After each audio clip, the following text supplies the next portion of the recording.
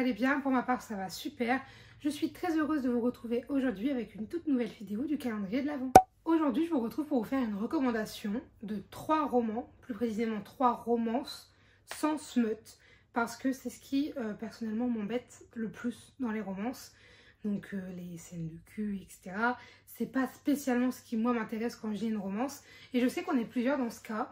Donc j'ai décidé de vous sélectionner 5 romances que j'ai lues, dans lesquelles il n'y en a pas, ou en tout cas, il y en a très peu.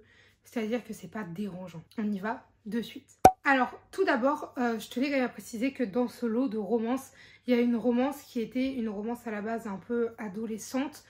Mais ça reste une romance que j'ai beaucoup appréciée quand je l'ai lue. Et du coup, je me dis que ça peut peut-être vous plaire. Je vais d'ailleurs commencer par celle-ci, comme ça après je terminerai sur les romances young adulte. Ce fameux livre, eh bien c'est Everything Everything, donc de Nicolas Yoon, si je ne dis pas de bêtises, mais je n'ai pas les livres sur moi, puisqu'ils sont dans la maison de mes parents. Mais pour ce qui est de l'histoire, on va suivre du coup une jeune fille qui a la maladie de l'enfant bulle, c'est-à-dire qu'elle ne peut pas sortir, elle ne peut rester que chez elle, elle a besoin de soins très précis. Et du coup, en fait, elle vit tout dans son monde, c'est-à-dire dans sa maison. Sauf qu'un jour, elle est à sa fenêtre et elle voit qu'il y a les nouveaux voisins qui débarquent.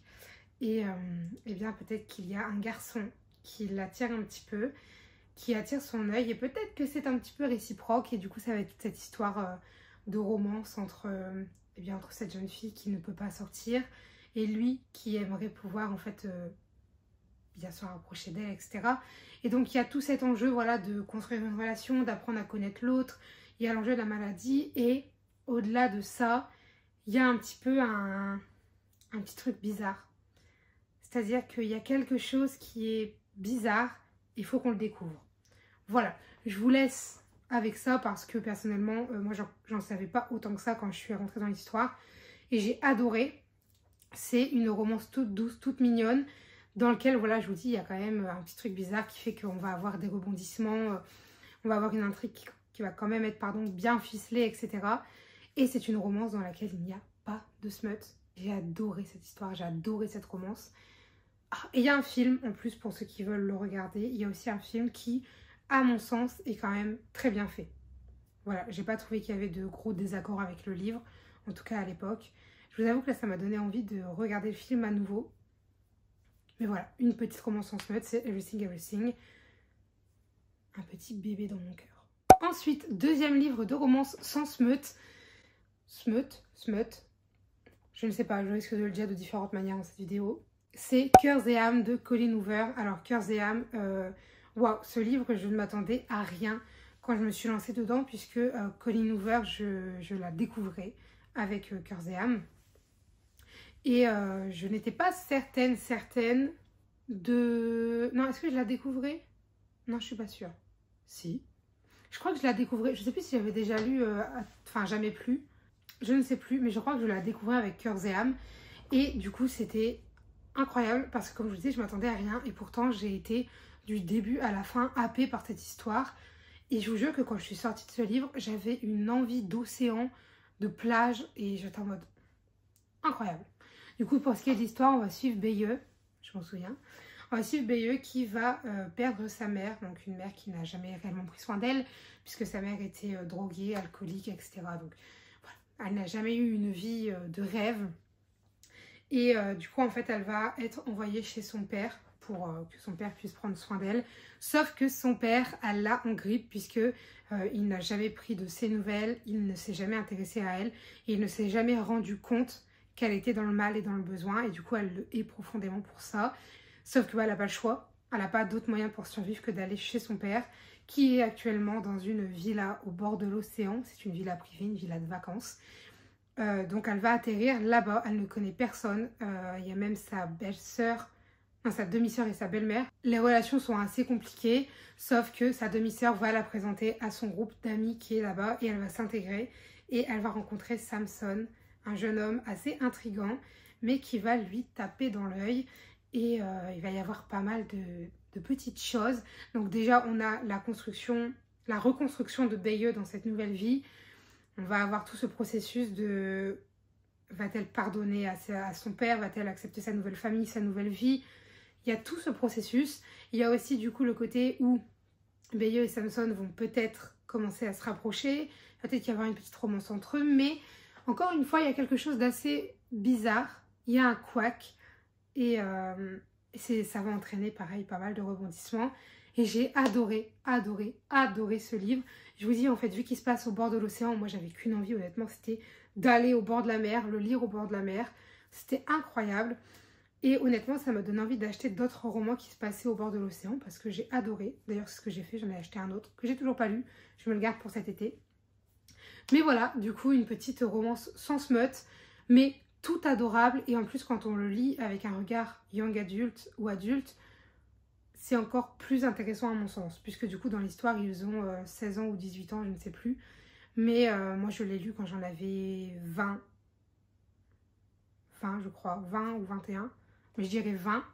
J'avais 20 ans et ça m'a pas du tout dérangé, c'était incroyable. Le dernier livre que je vais vous recommander, c'est donc La vie en vrai d'Emma Green.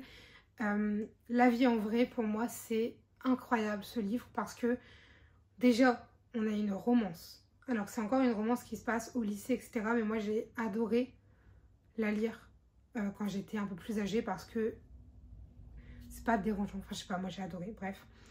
Mais du coup, j'ai adoré ce livre parce que déjà, on a ce côté romance, on a un enemies to lover, on n'a pas trop de scènes de smut dans mon souvenir, on en a peut-être même pas, ou alors une, je ne sais plus. Mais en tout cas, je sais que ça n'en est pas blindé parce que c'est un livre que j'ai lu, je ne l'ai pas écouté. Curse et Ams, pareil, je l'ai lu, et Everything, je les ai lus. Et c'est vrai que quand je lis des livres dans lesquels il y a des scènes de smut, ça me marque parce que souvent ça m'ennuie en fait et ça m'énerve. Donc là, j'ai pas ce souvenir avec La vie en vrai. Donc je ne pense qu'il n'y en a pas. Je vous fais le résumé et je vous donne un peu mon avis, etc. Donc La vie en vrai, c'est l'histoire de Louv, donc, qui est au lycée. Et un jour, il va se passer quelque chose qui va faire un peu basculer sa vie. Sauf que elle va se relever de cette étape et elle va décider en fait de ne plus se laisser marcher sur les pieds par la vie et notamment par ses harceleurs, puisque voilà, Louv se fait harceler. Et elle va en fait au contraire décider de rendre les coups en fait et de planter ses crocs dans la vie et de dire non, c'est mort, je ne me laisserai plus faire. Et pour ça, elle va se rapprocher de Laz, donc je crois que c'est Lazarus Nightingale, je ne sais plus précisément, moi je l'avais toujours appelé Laz. Bref, mais en fait c'est ce jeune homme très populaire mais qui fait partie de sa bande de harceleurs. Mais elle va décider de se rapprocher de lui et de l'utiliser pour se venger de ses autres harceleurs. Et c'est incroyable parce que premièrement, il y a toujours une petite intrigue qui commence dès le début et qui nous tient jusqu'à la fin en fait. Parce qu'il se passe un événement au début, c'est vraiment le chapitre 1. Et en fait on se dit, il y a un élément qui est inconnu en fait dans ce chapitre 1. On n'y fait pas forcément attention au début de la lecture, c'est plus on avance, plus on y pense. Et en fait jusqu'à la fin ça va avoir son sens. J'ai adoré du coup la romance puisque du coup on a un enemies to lover qui se crée.